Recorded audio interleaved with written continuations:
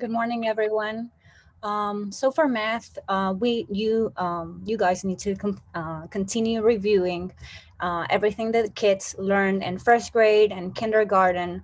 But in second grade, we have a special focus, which is counting by tens, but also counting by tens from any number. So if you start in two, you want to make sure that your kid says 2, 12, 22. If you start in six, right, you want to make sure that they say 6, 16, 26. So those are some skills that need to be practiced every single day. You can also start from 36, right, or from 35, and your kid needs to know that the next number in the line is 45. And you would do this counting up the number line, right, or counting down the number line. Don't limit yourself to 100. Go over that. Kids can do it and should continue practicing that skill, right? Not don't limit yourself until to 100, because kids did this in first grade. So push it a little bit more, right? Your kids can do it. Also, kids need to know by memory, right? From memory, all addition facts within 20.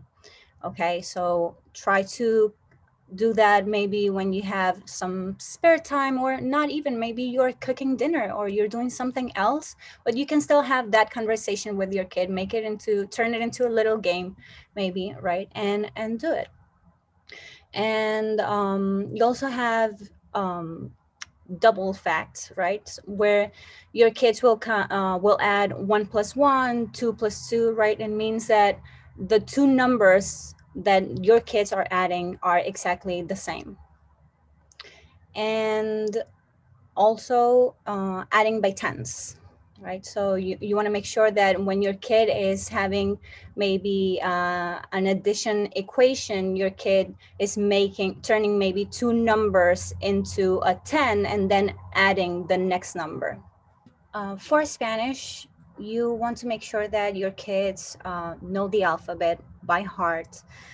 They know how to recognize lowercase letters and capital letters and all their sounds. And you want to make sure that you include diagraphs such as CH, double L, and double R in Spanish. But you also might want to point to the differences that there are with Spanish and English, such as all my coworkers have said with letter H. You want to make sure that the kids know that that's a silent letter in Spanish, but it's not a silent letter in English. And what's the sound, right? In Spanish, it's just, this is something that I always do to my kids. And it's just like when we say H, we just go, so they remember that it's silent. And then we also read in Spanish, you read a lot by syllables. So making sure that the kids know how to clap the syllables, recognize the syllables, right? So for instance, in pelota, it's pelota, 3 syllables, and they get used to it, because when we read, especially right now that they are in second grade, they should be reading by syllables. It's so much easier to read by syllables. And then with reading comprehension, we need to ask kids factual questions like, where is the setting, right? Who's the main character? But you also need to ask your kids for evidence. That's a big one in second grades. Kids need to know how did they get to that conclusion. So if the question is, what was the kid playing, and your kid says soccer, how do you know, right? How do you know that kid is playing soccer? So an exemplary question would be, because the image shows a kid playing soccer, right? Or I know because the text says here in this page that the boy is playing soccer, right? So you want to make sure that your kids are pointing to the information, or the image, or just the words, but you want to make sure that your kid is actually telling you how he or she knows.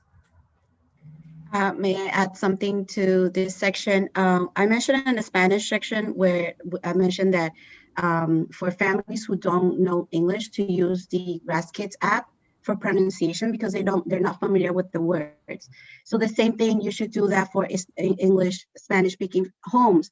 Use the ResKit app. It's there for you. It's an amazing tool for you to help you with the Spanish. There's a section for all Spanish books. The teachers also send you homework with the Spanish books.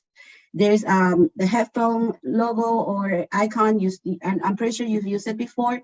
So please use that. Sit down with your child and learn together, practice together. I think this is a great tool that we all should take advantage of to help our children advance in learning all these strategies that our teachers have spoken about today. A little bit of a trick if you don't speak the language.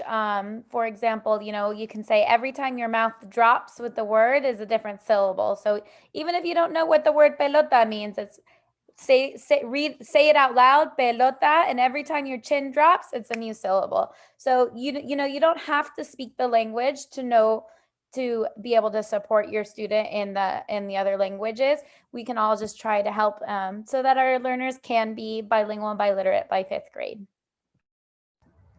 For ELA and phonics, kids at this point, and in English, we have so many words that you can't really read, right? So you need to know them by heart. Some examples in 2nd grade are the words said, because, people, beautiful, please. By the end of 2nd grade, so think your kid has been learning all these sight words from kindergarten to 2nd grade, right? By the end of 2nd grade, a kid should know more or less 220 sight words, right? So you want to make sure that your kids are practicing. An easy way to practice that is maybe having some flashcards. Make your own, they can make their own flashcards at home. We can, of course, send lists with sight words at home as well, so that your kids can continue working on identifying those words just by looking at them. They need to know which word is that, and they need to know also how to spell it. So you can always ask them, how do you spell that word, right? Also tapping out the sounds of letters in a word and blending them all together. Like for instance, in the word hand, we tap it out as h and the, you have a glue sound there. So that glue sound, the N there in green, would count just like all together, right? So you have H and D, right? 3 sounds, and then all together. And then you have comprehension questions. Just like we told you before, you want to make sure that you say, how do you know? Always ask your kids, how do you know that? Okay, even for math, right? How do you know that? How did you get to that answer? Right? Always make sure that you are making their brains think about how did I get here, right? And you might notice that maybe your kid didn't give you the right answer, but there's a logic to what your kid is thinking. So maybe he only got stuck in the middle of it and he had all the previous answer right? And it's just one point there that it's not making sense for your kid. So you can attack that point right there when you ask them, how do you know?